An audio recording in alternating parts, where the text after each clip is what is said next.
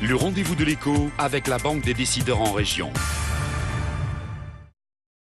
Bonjour et bienvenue dans ce nouveau numéro des rendez-vous de l'écho. Aujourd'hui, nous recevons Nolwenn Mondin, gérante de la boutique en ligne Slow Déco. Vous avez ouvert cette boutique depuis début février. Alors Nolwenn, présentez-nous d'abord Slow Déco. Quelle est la particularité des objets que vous vendez? Alors en fait, Slow Déco propose donc du mobilier, des éléments de décoration exclusivement éco-design. Donc quand je dis éco-design, ça veut dire en fait des mobiliers qui sont des produits qui sont faits dans le respect de l'environnement et des hommes. Donc ça passe par l'utilisation de matériaux respectueux, donc matériaux recyclés, recyclables, bois issus de forêts préservées ou matériaux issus de récupération. Également dans le process de fabrication avec des innovations technologiques qui permettent d'utiliser moins de solvants. Oui. Des entreprises labellisées donc, qui réduisent leurs émissions de déchets, qui recyclent, etc. Donc je vends les produits via une boutique en ligne au niveau national et via également un showroom à Halluin, donc qui est ouvert sur rendez-vous. Alors qu'est-ce qui vous prouve aujourd'hui que les produits que vous vendez répondent bien à cette démarche d'éco-design? Alors tout d'abord par des rencontres avec les fournisseurs. Donc les fournisseurs ont été rencontrés dans le cadre de salons européens ou français, via également Internet ou des livres qui traitent du sujet. Donc généralement les entreprises qui travaillent dans ce système d'écologie mettent en avant leur process et leur implication. Donc j'ai pas encore pu faire le tour de toutes les usines de fabrication de mes fournisseurs. J'aimerais le faire dans les mois à venir. Mais a priori, tous les produits que je propose ont en tout cas un impact minime sur l'environnement. Comment vous est venue l'idée de vous lancer dans cette niche de produits écologiques?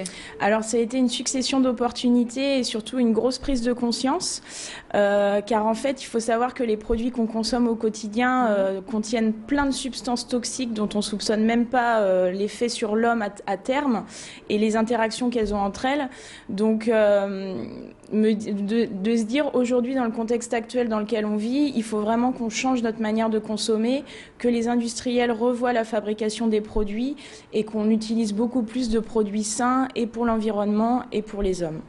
Alors d'où viennent-ils ces produits? Est-ce que ce sont des produits locaux ou est-ce qu'ils viennent de loin? Alors là, est-ce qu'on est dans le développement durable s'ils viennent loin? Alors il y a plusieurs cas de figure. Il y a les produits dits artisanaux, donc qui sont faits par des petits créateurs, sachant que moi mes fournisseurs sont essentiellement européens. Donc majorité français mais également Europe du Nord et Belgique, Hollande, Angleterre, Suède. Donc en fait les produits sont donc ou artisanaux ou faits dans le respect du commerce équitable quand ils sont faits en extérieur de l'Europe ou sinon fabriqués exclusivement en Europe et en France. Alors vous avez 26 ans, vous vous lancez dans cette aventure. Expliquez-nous quelle formation vous avez suivie ou quelles aides vous avez eues? Alors moi j'ai eu plein d'aides différentes on va dire, donc déjà j'ai mûri le projet dans une nouvelle formation qui est proposée par la Cato qui s'appelle Éco-entrepreneur en développement durable et suite à cette formation j'ai donc eu un accompagnement, un prêt d'honneur en fait par VNEI, Versant Nord-Est Initiative qui s'occupe de toute la vallée de la Lys, qui est affiliée donc au réseau France Active et donc j'ai eu un accompagnement par la CCI qui continue là par la suite pour le développement de l'entreprise.